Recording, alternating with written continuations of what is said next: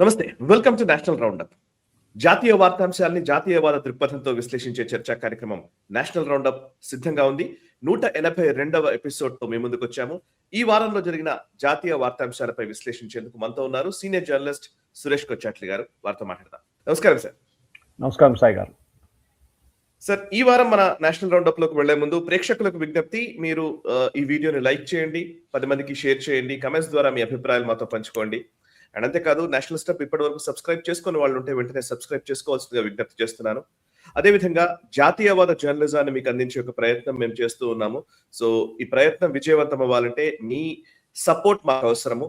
Screen పై కనబడే ఈ QR code ని స్కాన్ చేయడం ద్వారా మీరు మాకు ఆర్థికంగా సపోర్ట్ చేయవలసిందిగా విజ్ఞప్తి చేస్తున్నాను. అండ్ ఈ వీడియో డిస్క్రిప్షన్ లో కూడా దానికి సంబంధించినటువంటి లింక్ కూడా మేము పొందుపరచడం జరిగింది. ఇక ఈ వారం మన నేషనల్ రౌండప్ లోకి వెళదాం. మొట్టమొదట సార్, సురేష్ కొచ్చాట్లి గారు, యాక్చువల్లీ మహారాష్ట్రలో మహారాష్ట్ర మున్సిపల్ ఎలక్షన్స్ లో బీజేపీ అండ్ కూటమి విజయ దుందుభి మోగించాయి. కానీ ఒక్కసారిగా సడన్ గా ఏక్నాథ్ షిండే కొంత ఏదో గ్రూప్ రాజకీయాలు చేస్తున్నారన్న వార్తలు కూడా వచ్చాయి. హోటల్ కి తరలించినారు అని ఇవన్నీ మనం చూసాం. బట్ అవన్నిటికీ మళ్ళీ ఆ స్పెక్యులేషన్స్ లేదా ఆ జరిగిన పరిణామాలన్నీ ఉన్నాయి. ఆ పరిణామాలన్నింటికి తెర దించుతూనే సో మహాయుతి కూటమియే ఇప్పుడు ఈ మున్సిపల్ ఎలక్షన్స్ లో ముఖ్యంగా ముంబైకి సంబంధించి మిగతా ప్లేసుల్లో వాళ్ళే మేయర్ పీఠాన్ని అధిరోహిస్తున్నారు. So basically even Ajit Pawar కి సంబంధించిన ఎన్సీపీ అవసరం లేకుండానే బీజేపీ ముందుకెళ్లే పరిస్థితులు ఉన్నాయి. సో బీజేపీ పెద్దగా వాళ్ళ విషయంలో పట్టించుకోవట్లేదనే ఒక భావనలు కూడా వస్తున్నాయి. సో బేసికల్లీ ఈ కూటమిలో ఉన్నటువంటి లుకలుకలు, ఒక రకంగా చెప్పాలంటే అటు ఏక్నాథ్ షిండే ఏం ఆలోచిస్తున్నాడు అండ్ ఇటు అజిత్ పవార్ ఏం ఆలోచిస్తున్నారు, భారతీయ జనతా పార్టీ ఏం ఆలోచిస్తోంది, మరోవైపు థాకరేల మధ్య జరుగుతున్నటువంటి రిఫ్ట్ ఏంటి, ఒకసారి ఈ డీటెయిల్స్ చెప్తారా మహారాష్ట్రలో ఈ వారంలో జరిగిన పరిణామాల మీద? సాయి గారు, ఇప్పుడు మన మహారాష్ట్రలో జరిగిన ఈ మున్సిపల్ ఎన్నికల్లో మనకు తెలిసిందే బీజేపీ కూటమి అంటే మహాయుతి 29లో 25 స్థానాల్లో వాళ్ళు మున్సిపల్ కార్పొరేషన్ లో వాళ్ళ మేయర్ పొజిషన్ వాళ్ళకి వచ్చేస్తుంది. చాలా చోట్లలో BJP, for example Pimpri Chinchwad అంటే పూణే ఇండస్ట్రియల్ ఏరియా కానివ్వండి, ఈవెన్ పూణే మున్సిపాలిటీలో బీజేపీ ఆన్ దర్ ఓన్ వాళ్ళు మెజారిటీ వచ్చేసింది. వాళ్ళు కొన్ని చోట్లలో లైక్ మిరన్ ముంబై మున్సిపల్ కార్పొరేషన్ లో వాళ్ళకి డెఫినెట్ గా సహాయం కావాల్సి వస్తుంది. అది కూడా షిండే గ్రూప్ నుంచి, శివసేన షిండే గ్రూప్. ఇప్పుడు అది అంతా నడుస్తుంది. ఎందుకంటే ముంబైలో ఈ మహారాష్ట్రలో ఒక ఫార్మాట్ ఉంది సాయి గారు. వీళ్ళు ఒక లాటరీ తీస్తారు. ఆ లాటరీలో డిసైడ్ చేస్తారు మేయర్ ఏ కేటగిరీ నుంచి వస్తారని చెప్పేసి. ఒకటి మహిళలు, వాళ్ళకు ఒక రిజర్వేషన్ ఉందన్నమాట, ఇన్ని 33% అని. అది కాకుండా మిగతాది సపోజ్ ఎస్సీ, ఎస్టీ, ఓబీసీ ఇట్లాంటి కేటగిరీస్ నుంచి కూడా రిజర్వేషన్ ఉందన్నమాట. 29 వాళ్ళకి లాటరీ వేసి తీస్తారు వాళ్ళు. ఆ లాటరీలో ఫర్ ఎగ్జాంపుల్ బిర్హన్ ముంబైలో ఉమెన్ జనరల్ కేటగిరీ వచ్చిందన్నమాట. సో డెఫినెట్గా ఇప్పుడు అది బీజేపీ లేకుంటే మహాయుతి అలయన్స్లో మహిళ ఉండాలి, ఆమె జనరల్ కేటగిరీ నుంచి ఉండాలన్నమాట, ఆమెకే వస్తుంది. కొన్ని చోట్లలో ఎస్సీ వాళ్ళకి వచ్చింది, కొన్నిట్లో ఎస్టీ వాళ్ళకి వచ్చింది. ఫర్ ఎగ్జాంపుల్ ఏదో ఒక చోట్ల నాకు గుర్తులేదు ఎగ్జాక్ట్లీ, అక్కడ బీజేపీకి మెజారిటీ ఉంది, కానీ బీజేపీ దగ్గర ఆ లాట్లో వచ్చింది ఏంటంటే మహిళా ఎస్టీ. బీజేపీ దగ్గర మహిళా ఎస్టీ లేరు అక్కడ, వాళ్ళకి గెలిచిన కార్పొరేటర్లు ఎవరు లేరు. సో ఇప్పుడు మేయర్ బీజేపీకి మెజారిటీ ఉన్నా కానీ ఇంకెవరికైనా మేయర్ చేయాల్సి వస్తుంది అక్కడ, అది ప్రాబ్లం అన్నమాట. లేకుంటే మేయర్గా లేకుండా ఉండిపోతుంది. ఇది చాలా యూనిక్. మహారాష్ట్రలో ఇంకొకటి ఏంటంటే ఎక్సెప్ట్ బిర్హన్ ముంబై మిగతా చోట్ల అన్ని ఒక్క వార్డులో 4 ఉంటారు క్యాండిడేట్స్, విన్నబుల్ క్యాండిడేట్స్, 4 గెలుస్తారు. దాంట్లో రిజర్వేషన్ సిస్టమ్ పెట్టారు. ఒక వార్డ్ని 4 స్ప్లిట్ చేస్తారనమాట. సో మీరు చూసుంటారు, మీరు వెళ్ళి ఆ డీటెయిల్ రిజల్ట్స్ చూస్తే చాలా కన్ఫ్యూజ్ అయిపోతారు చాలా మంది. ఏంటో అది ఒకటి ఉంది కానీ 4 గెలిచారు ఏంటని చెప్పేసి. కాదు, అది రిజర్వేషన్ సిస్టమ్ ఉంది. మహిళలకి 1 సీటు, ఓబీసీకి 1 సీటు, ఎస్సీ ఎస్టీ కేటగిరీకి 1 సీటు, జనరల్ కేటగిరీకి 1 సీటు, అట్లా 4 డివైడ్ చేసుకున్నారన్నమాట. సో అట్లాంటి పరిస్థితుల్లో ఇప్పుడు మహారాష్ట్రలో ఒక లాంగ్ టర్మ్ స్ట్రాటజీ బీజేపీ ఆలోచిస్తున్నారు సాయి గారు, ఏం చేయాలి. ఎందుకంటే మనందరూ తెలిసిందే బీజేపీకి ఈ ఎలక్షన్లో చాలా మంచి పర్ఫార్మెన్స్ బీజేపీ చేశారు డెఫినెట్గా, ఎస్. కానీ దీంట్లో వాళ్ళ ఇద్దరు మెయిన్ ఏం చెప్తారు, right hand and left hand, Shinde and NCP Ajit Pawar, వాళ్ళని ఈ అలయన్స్లో ఎప్పుడు దాకా ఉంచుకోవాలని చెప్పి ఒక బీజేపీలో ఒక రీథింక్ వస్తుంది. బీజేపీకి ఇప్పుడు వస్తున్న దాంట్లో ఒక 30% 28-30% ఓట్లు వస్తున్నాయి సాయి గారు. కొన్ని చోట్ల 22 ఉన్నాయి, కొన్నిట్లో 35 ఉన్నాయి. పూణే లాంటి దాంట్లో స్టేట్లో, ఆ పూణే లాంటి మున్సిపల్ కార్పొరేషన్ వాళ్ళకు చాలా మంచి మెజారిటీ వస్తుంది. దాంతో పర్సెంటేజ్ ఓటు కూడా పెరిగింది. కానీ రాబోయే రోజుల్లో ఇప్పుడు జిల్లా పరిషత్ అండ్ పంచాయత్ పోల్స్ రాబోతుంది. అక్కడ మోస్ట్లీ లోకల్ ఇష్యూస్ ఉంటుంది సాయి గారు, మీకు తెలిసిందే. మన దగ్గర కూడా అంతే కదా. అంటే అక్కడున్న నీళ్ళ సమస్యలు కానీ, అక్కడున్న డ్రైనేజ్ సమస్యలు కానీ, లోకల్ క్యాండిడేట్ ఇన్ఫ్లుయెన్స్, అంటే వాళ్ళ రిలేషన్షిప్, ఆ విలేజ్లో ఎంత బాగా రిలేషన్షిప్ ఉంటుంది, ఎన్ని సంవత్సరాల నుంచి ఆ ఫ్యామిలీ అక్కడ ఉన్నారు, దాన్ని బట్టి గెలుస్తారన్నమాట. సో ఇప్పుడు బీజేపీలో ఒక రీథింకింగ్ ఏంటంటే సాయి గారు, ఇప్పుడు కావాలన్నా వీళ్ళు ఉంచుకోవాలన్నా వద్దా అని చెప్పి ఒక రీథింక్ నడుస్తుంది బీజేపీలో. అది చాలా క్లియర్గా బీజేపీ ఇప్పుడు ఎక్స్ప్రెస్ చేస్తున్నారు. కానీ ఇప్పటికి దేవేందర్ ఫడ్నవీస్ ఏమంటున్నారంటే, అండ్ మహారాష్ట్ర లీడర్షిప్ కూడా, స్టేట్ లీడర్షిప్ కూడా, ఇప్పుడు మనకి డిస్టర్బ్ చేయక్కర్లేదు, ఇప్పుడు ఉన్నది ఇట్లనే నడవనియండి, కానీ వెళ్తూ బహుశా ఒక 5-10 సంవత్సరాల్లో షిండే గ్రూప్ ఇన్ఫ్లుయెన్స్ చాలా మటుకు తగ్గించాల్సిందే.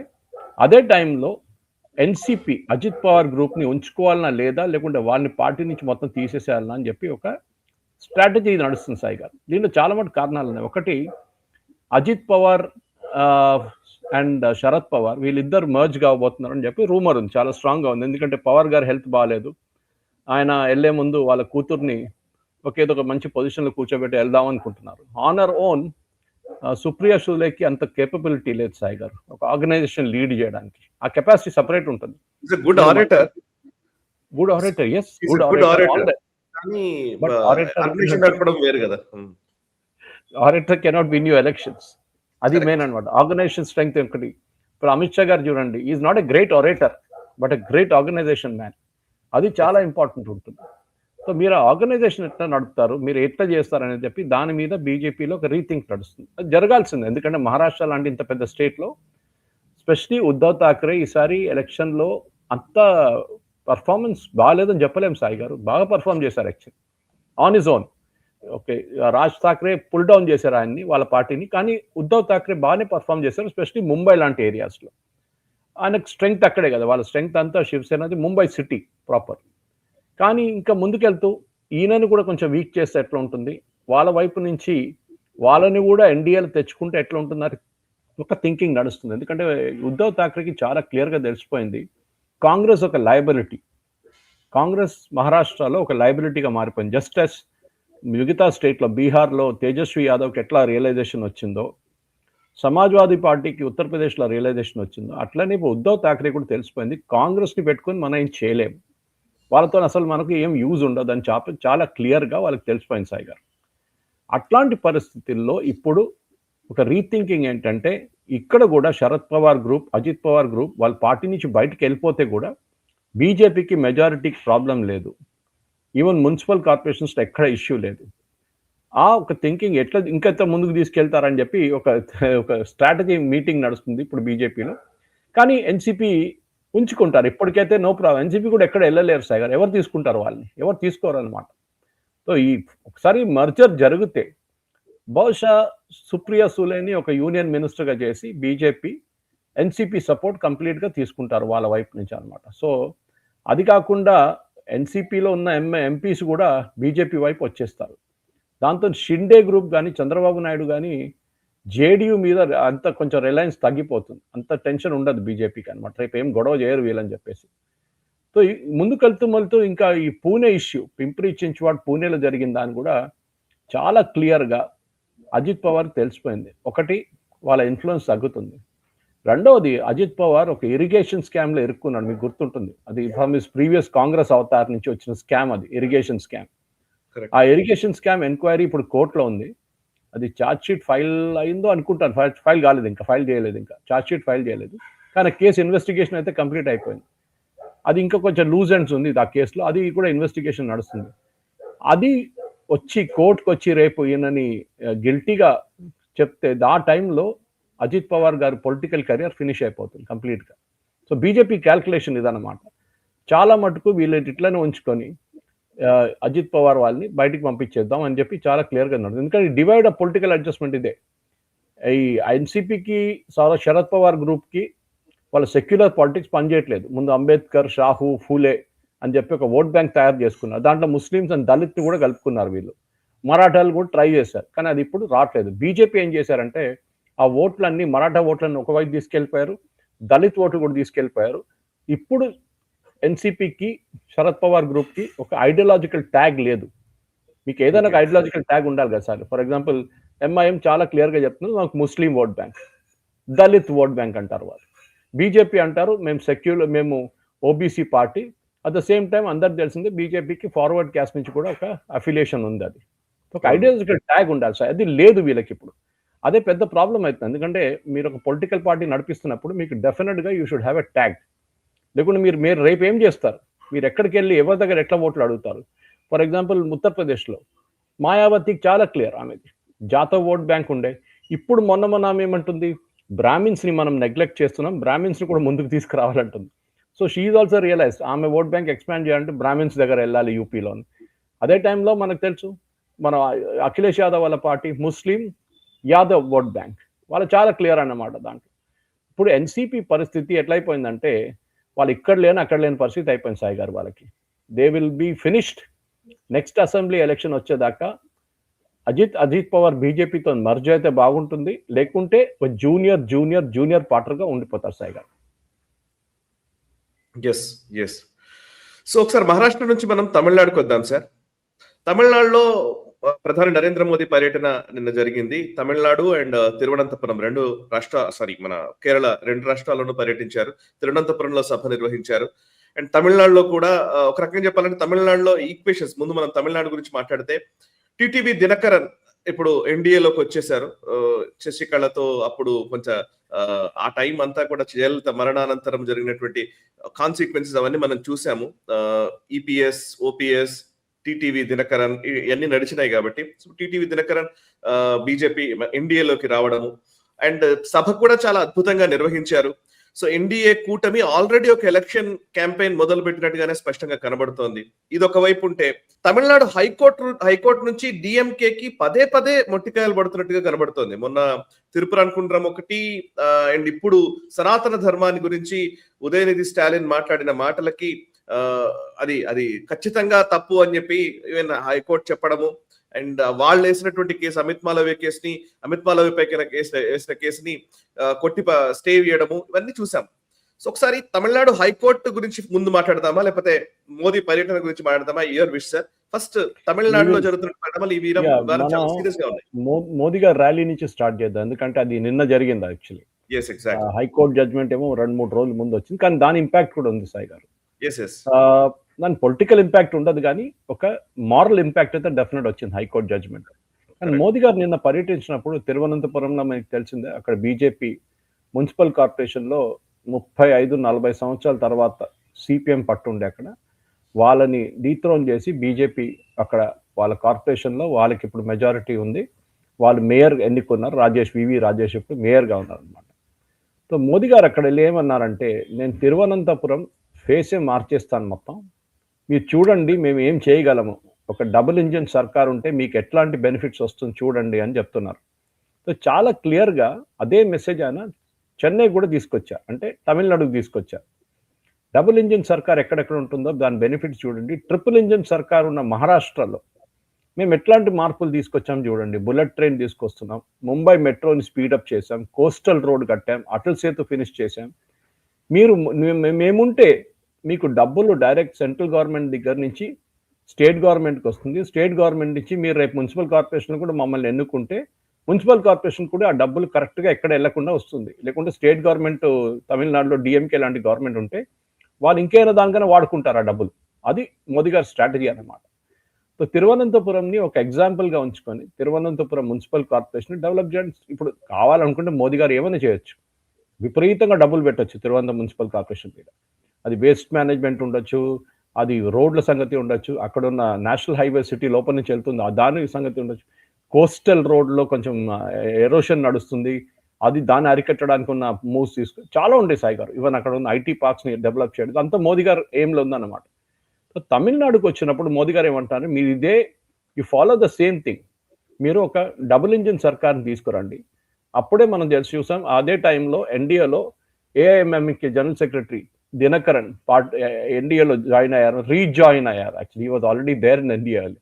సో సో ఏఐఏడిఎంకేతోని ఇప్పుడు వీళ్ళు కలిశారు, వీళ్ళందరూ కలిసి పళనిస్వామి ఎడపాడి పళనిస్వామితోని చాలా మట్టుకు ఈ పీయూష్ గోయల్ గారు కూడా అక్కడ ఉన్నారు. ఆయన డావోస్ వెళ్లకుండా తమిళనాడులో కాన్సన్ట్రేట్ చేస్తున్నారు. డావోస్ ఏమో మన అశ్విని వైష్ణవ్ గారు చూసుకుంటున్నారు.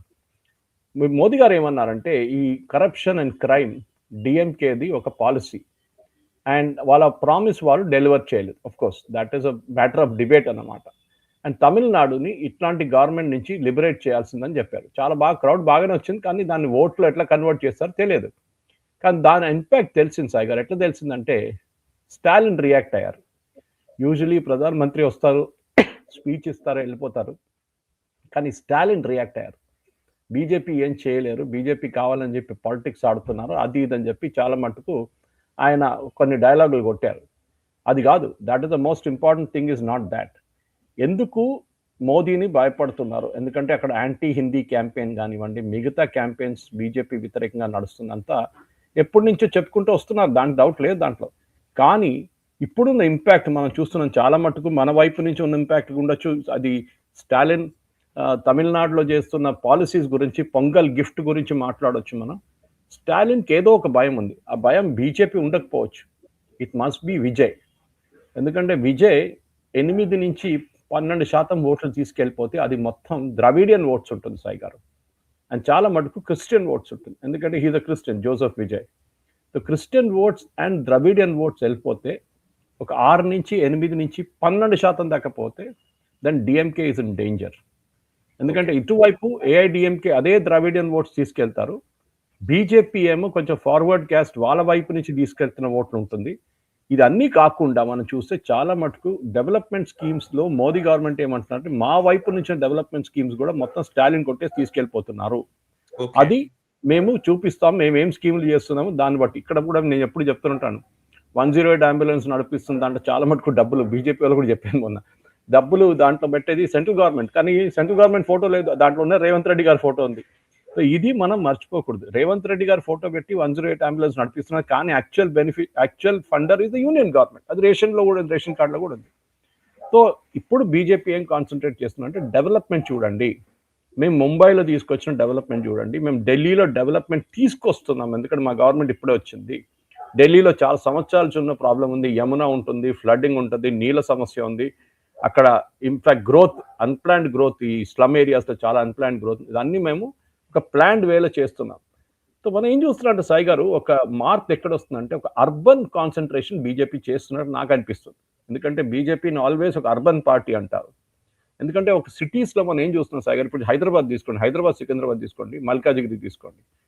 హైదరాబాద్ సికింద్రాబాద్ మల్కాజిగిరి మెడ్చల్ ఇటువైపు చెవెల్లా తీసుకుంటే మీకు ఇక్కడే ఒక 50 నుంచి 60 కాన్స్టిట్యున్సీలు ఉంటాయి సాయి గారు. That is urban agglomeration. మీరు రూరల్ ఏరియాస్లో కాన్సన్ట్రేట్ ఎట్లా చేస్తారు, కానీ ఈ అర్బన్ ఏరియాస్లో ఈ 60 కాన్స్టిట్యున్సీలు చూసుకుంటే ప్రతి చోట అట్లనే ఉంది. ముంబై లాంటి సిటీస్లో, మహారాష్ట్రలో ముంబై లాంటి సిటీస్ చుట్టుపక్కల నవీ ముంబై, థానే, డొంబివిలి, కళ్యాణ్, ఇదంతా చాలా ఏరియాస్లో ఈ మొత్తం ఆల్మోస్ట్ 50 నుంచి 60% కాన్స్టిట్యున్సీస్ అక్కడే ఉంటుంది. ఆ కాన్స్టిట్యున్సీ మీద కాన్సన్ట్రేట్ చేస్తే మీకు ఎలక్షన్ గెలవడం ఈజీగా అయిపోద్ది. బీజేపీ స్ట్రాటజీ ఇది. ఇప్పుడు మేము అర్బన్ రూరల్ ఎట్లా మేము అక్కడక్కడ తెచ్చుకుంటాం ఓట్లు, కానీ రేపు ఎంఐఎం లాంటి వాళ్ళు వెళ్ళి ముస్లిం కాన్స్టిట్యున్సీలు వెళ్ళి అక్కడ సీట్లు గెలుచుకుంటే ఇప్పుడు చూసాం కదా మనం, జరిగింది ఇప్పుడు మహారాష్ట్రలో కూడా 120 సీట్లు వార్డులు గెలిచారు వాళ్ళు ఎంఐఎం. వాళ్ళు కాంగ్రెస్ ఓట్లు కట్ చేశారు. ఇన్ఫాక్ట్ ముంబైలో సాయి గారు 6 వార్డులు ఉండే మన సమాజ్వాదీ పార్టీ దగ్గర లాస్ట్ టైం ఉన్న బృహన్ ముంబై కార్పొరేషన్లో. ఈసారి 6 వార్డు ఓడిపోయారు. ఎవరు గెలిచారు అక్కడ? ఎంఐఎం గెలిచారు. ఓవైసీ వల్ల ఎంఐఎం గెలిచారు. సో బీజేపీకి టెక్నికల్ లాస్ లేదు అక్కడ, కానీ Samajwadi party once and for all finish అయిపోయారు మహారాష్ట్రలో, ఎక్కడ లేనట్లు అయిపోయారు. అది బీజేపీ పనికి. ఈవెన్ మనం బీహార్లో చూస్తాం, సంబల్ ఏరియాలో కాంగ్రెస్కి రావాల్సిన సీట్లు అన్ని వీళ్ళు తీసుకెళ్ళిపోయారు, ఎంఐఎం తీసుకెళ్ళిపోయారు, 5 సీట్లు తీసుకెళ్ళిపోయారు. అస్సాంలో అదే జరగబోతుంది. అక్కడే వస్తుంది బీజేపీ స్ట్రాటజీ. ఏంటంటే మేము అర్బన్ ఏరియాస్లో కాన్సన్ట్రేట్ చేస్తే అక్కడ మాకు 60 నుంచి 65 లేకుంటే 70% స్ట్రైక్ రేట్ వస్తాయి. ఎందుకంటే ముంబైలో చూడండి సాయి గారు, ముంబైలో పోటీ చేసిన సీట్లో బీజేపీ స్ట్రైక్ రేటు 63. వేరే షిండే వాళ్ళ పార్టీ పోటీ చేసింది 90 సీట్స్లో 90 సీట్లలో 90 వార్డులలో వాళ్ళు గెలిచింది ఎంత? చాలా తక్కువ, 29 గెలిచారు అంతే. So that correct. Is the strategy అన్నమాట. దట్ అర్బన్ ఏరియాలో బీజేపీకి ఒక బెనిఫిట్ రావాలంటే వాళ్ళు కాన్సన్ట్రేట్ చేయాల్సింది అర్బన్ ఏరియాస్లో. అక్కడ ఎడ్యుకేటెడ్ వాళ్ళు ఉంటారు. చాలా మటుకు యంగ్స్టర్స్ కూడా రాహుల్ గాంధీ యంగ్ అని చెప్పుకుంటాడు, జెన్జీ అని చెప్పుకుంటాడు. కానీ యాక్చువల్ ఓటింగ్ మీరు చూస్తే మహారాష్ట్రలో, ముంబైలో కూడా చాలా మంది యంగ్స్టర్స్ ఓట్ చేసిన ఏరియాస్లో కూడా బీజేపీకి వార్డులు వచ్చినాయి. కానీ మోదీ గారు ఒక పాజిటివ్ ఇమేజ్ పంపిస్తారు ఎప్పుడు. ఎంత ఆయన 70 సంవత్సరాల దాకా ఈజ్ అ ఓల్డ్ మ్యాన్ అని చెప్పొచ్చు, కానీ ఈజ్ కూడా యంగ్ అట్ హార్ట్. చాలా బాగా కనెక్ట్ చేస్తారు. సో ఒక బీజేపీ స్ట్రాటజీ 2029 లోక్సభ ఎలక్షన్స్కి వెళ్ళేటప్పుడు బీజేపీ పట్నా వైపు ఉన్న బీహార్లో కాన్సన్ట్రేట్ చేశారు. ఇక్కడ హైదరాబాద్లో జిహెచ్ఎంసీ ఎలక్షన్స్ రాబోతుంది, ముంబైలో జరిగింది, ఇప్పుడు బెంగళూరులో అనౌన్స్ చేశారు ఎలక్షన్స్ ఇప్పుడే. ఈ అర్బన్ ఫినామినన్ కొట్టేస్తే బీజేపీకి డెఫినెట్గా చాలా పెద్ద అడ్వాంటేజ్ వస్తుంది. వాళ్ళు రూరల్ ఏరియాస్లో రాబోయే ఓట్లు ఒక బోనస్గా మిగిలిపోతుంది. తమిళనాడులో కూడా ఇప్పుడు అదే బహుశా జరగబోతుంది. కానీ తమిళనాడులో మనం చూస్తాం 1000 లైట్స్ కానీ, అన్నానగర్ కానీ, సిటీలో ఉన్న కాన్స్టిట్యున్సీలో కూడా బీజేపీ గెలవలేకపోతున్నారు. అక్కడ ఒక ద్రవిడియన్ అవుట్లుక్ ఉంది ఇప్పుడు కూడా. అక్కడ దాన్ని మార్చడానికి చాలా కష్టం. అక్కడ బహుశా ఏఐడిఎంకే లేకుంటే టీటీవీ దినకరం కానీ మిగతా పార్టీస్ ఉన్నారు చూడండి, వాళ్ళు చూసుకుంటారు. బీజేపీ యొక్క జూనియర్ పార్టీగా ఉండిపోతారు అక్కడ. సూపర్ సార్, చాలా పర్ఫెక్ట్ గా చెప్పారు మీరు. అసలు యాక్చువల్లీ నిజానికి ఇది ఒక రకంగా చెప్పాలంటే ఇది good strategy and good insights మీరు ఇచ్చినవి. నిజానికి ఇవి కరెక్ట్ గా అర్థం చేసుకోగలిగితే మాత్రం నిజంగా చాలా అద్భుతంగా చెప్పారు. నాకు యాక్చువల్లీ దీని మీద మనం రకరకాల స్టోరీస్ చేయొచ్చు. ఇప్పుడు నాకు సడన్ గా చాలా ఐడియాస్ కూడా వచ్చాయి యాక్చువల్లీ. రైట్ సార్, ఇక నెక్స్ట్ అంశం మనం కేరళకి వెళ్దాం సార్. ఒకసారి కేరళలో మోదీ గారి పర్యటన జరిగింది. అండ్ కేరళలో మున్సిపల్ ఎలక్షన్స్ కి సంబంధించి యాక్చువల్లీ ఇప్పుడు అంతా కూడా మున్సిపల్ ఎలక్షన్స్ హవా నడుస్తోంది అక్కడక్కడ అన్ని ప్లేసులు. ఇప్పుడు మహారాష్ట్ర కావచ్చు, ఇప్పుడు ఈవెన్ తెలంగాణలో మున్సిపల్ ఎలక్షన్స్ జరగబోతున్నాయి. కేరళలో ఏంటి సార్ పరిస్థితి? కేరళలో ఈవెన్ అక్కడ కమ్యూనల్ పోలరైజేషన్ కి సంబంధించినటువంటి వ్యాఖ్యలు కూడా పలు వర్గాల నుంచి వస్తున్నాయి. సాజీ షెరియన్ కావచ్చు, ఇట్లా చాలా మంది మాట్లాడుతూ ఉన్నారు. అండ్ ఈ పోలరైజేషన్ ఎటువైపు దారితీసే అవకాశం ఉంది?